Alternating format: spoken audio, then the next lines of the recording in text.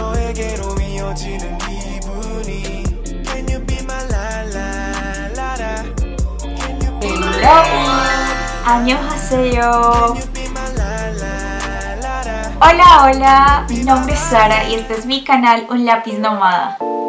Estoy muy feliz y agradecida que estés una semana más aquí conmigo. Recuerda seguirme en mis redes sociales donde también subo contenido sobre Corea y otras cositas más. Quería hacer pública la noticia de que quedé seleccionada en K-Influencers 2021 de Korea.net. Un agradecimiento especial por ustedes si están viendo este video. Honestamente pensé que no había sido seleccionada porque las personas que conozco y las redes de K-Influencer hispanohablantes desde la semana pasada a inicios estaban publicando sus cartas de felicitación y una bienvenida al equipo de K-Influencers 2021. Sin embargo, la esperanza es lo último que se pierde y el día de hoy recibí también mi carta de felicitación. ¡Woo! Así que prepárense porque empezamos este contenido. El video del día de hoy tiene un toque misterioso. Voy a hablar sobre un caso muy importante en la cultura coreana. Sin embargo, no se le ha dado suficiente relevancia a nivel mundial y es necesario conocer la verdad y ver un poco más allá de nuestras fronteras. Desde mucho antes, los nipones siempre ansiaron conquistar la península coreana, algo que a finales del siglo XVI llevó a que Toyotomi Hideyoshi, quien era el soberano de Japón en ese entonces, organizara una serie de invasiones en las que Japón finalmente fue derrotada. Tras la muerte de este hombre, las intervenciones fueron abandonadas por un tiempo.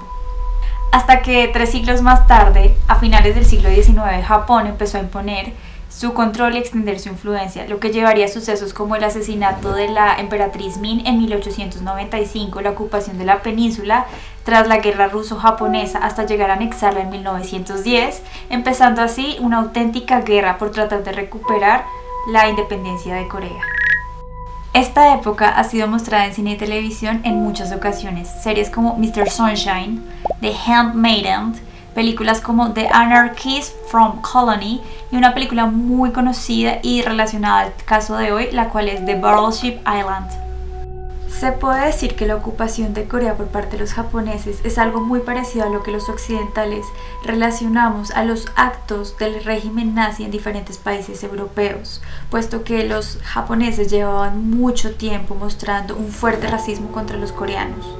Pero entonces, ¿qué fue lo que sucedió? Hashima Island, o también conocida como Isla Acorazado debido a su forma amurallada para protegerse del fuerte oleaje del mar, cuenta con 480 metros de largo y 160 metros de ancho. Está a tan solo 11.18 millas de distancia de Nagasaki, Japón. Sus edificaciones en concreto no han sido habitadas desde 1974, cuando la isla fue abandonada. Lo que le sucedió a los residentes que habitaron allí es una historia inhumana. En 1887 se descubrió una veta de carbón en el subsuelo marino.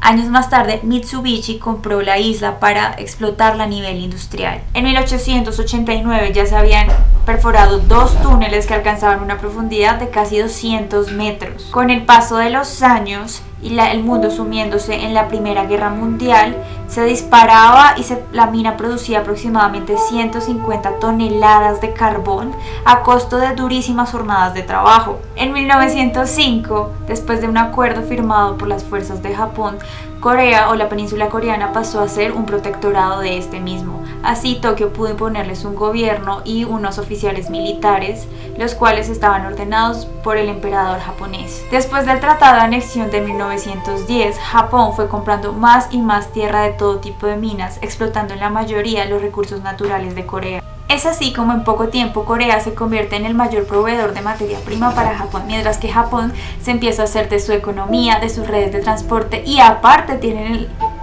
el descaro de ir a hacer reformas políticas e imponerles leyes donde facilitaban el comercio exterior para los japoneses, pero reprimían al pueblo coreano. Adicional a esto, y como si no fuera suficiente, los coreanos quedaron privados de sus derechos elementales, como son la libertad de expresión. También quedaron privados del poder llamarse a sí mismos coreanos, eso se llama asociación.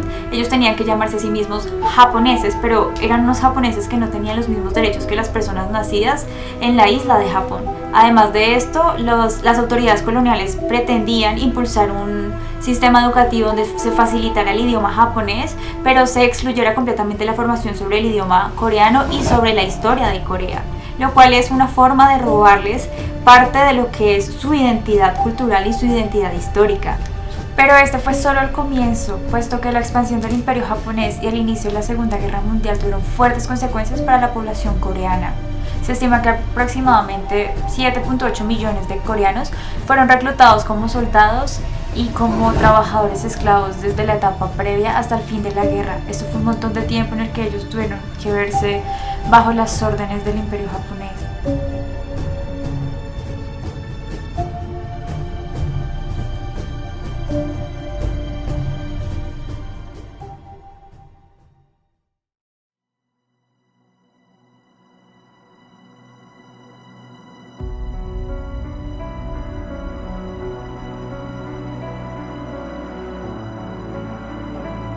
I don't even want to talk about it. I can't explain how much we suffered. Eating was the biggest problem. They gave us dried sweet potato, beans, and bean dregs. That's what they called food for us.